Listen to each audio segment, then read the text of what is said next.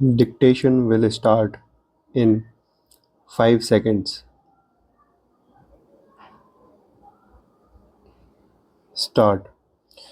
In according constitutional status to the Nagarpalika, we are but responding to the joint resolution passed by the Central Council of Local Self-Government and the All India Council of Mayors pleading for the conferment of constitutional status on the urban local bodies, ministers, mayors, and other elected representatives of the opposition parties, including political parties represented in this House today, and those that have run away were represented in these bodies ranging from the CPIM to the BJP, and taking it in much that lies in between.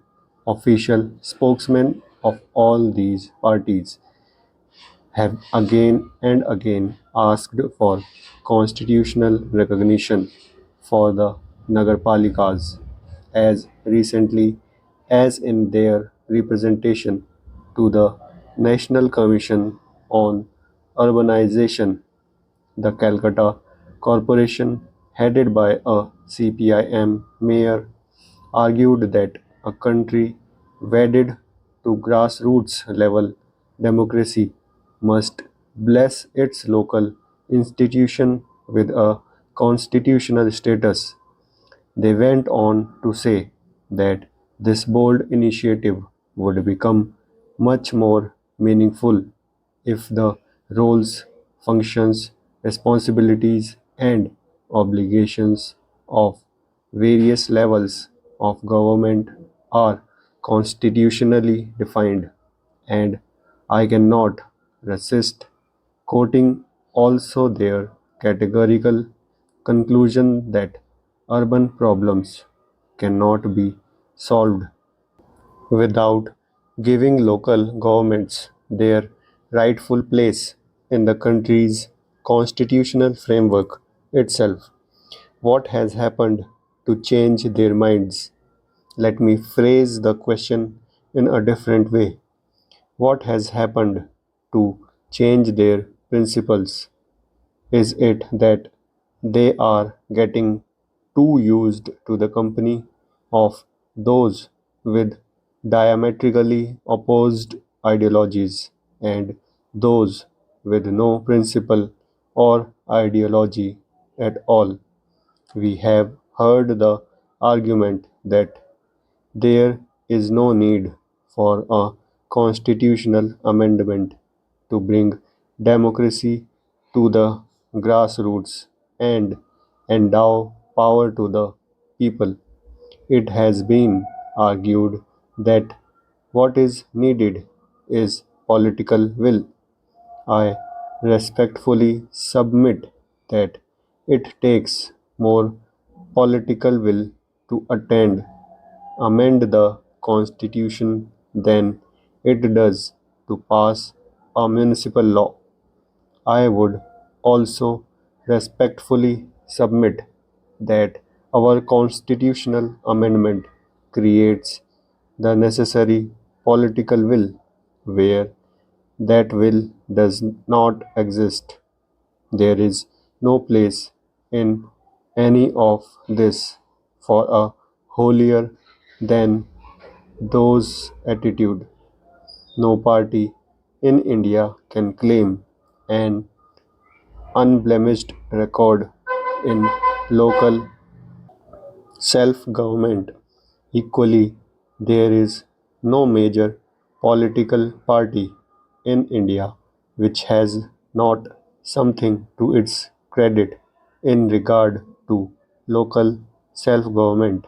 There are some Congress governments that have done better than others, though there are some shortfalls which can be rectified. Equally, there are opposition run governments which have done sometimes better than others, sometimes worse, indeed, sometimes better than their own past record, while sometimes falling short of their past achievement. Our approach to the Panchayati Raj and Nagarpalika bills has been non-partisan. We have drawn from the experience of all.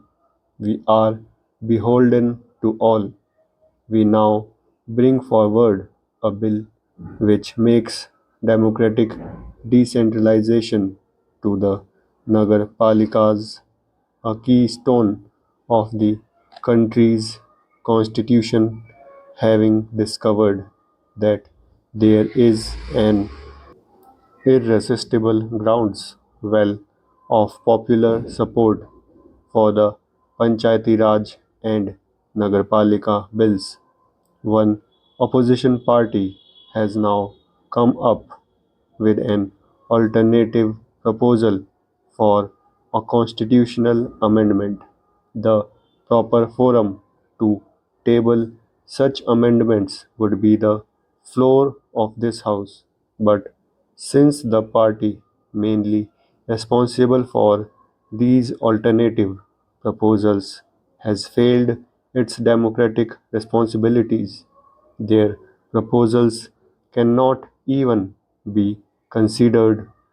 Let us see what happens in the other house, where, in glaring contrast to their behavior here, they cling like fixer to their seats. Then there are the purists of the opposition who say that in no circumstances will they have any truck with constitutional provisions for local self government. Their purity is, however, called into question when one discovers that as recently as at the February this year, a joint meeting of the Central Council for Local Government and the All India Council of Mayors, the delegations of the Telugu Desam government of Andhra Pradesh, the Left Front government in Kerala, and the Left Front government of West Bengal were all party to a resolution which demanded a constitutional amendment in relation to the Nagarpalikas. There are yet other constituents of the National Front who demanded at the 11th joint meeting a uniform statute for all Nagarpalikas in the country.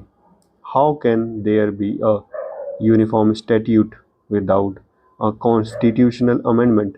And even assuming for a moment that this is achieved by some legal debate, the essential differences between a constitutional amendment and a municipal statute remains. The consequences of a constitutional amendment cannot be retraced. Our proposals would enshrine democracy in the local bodies in the most sacred basis of our modern nationhood.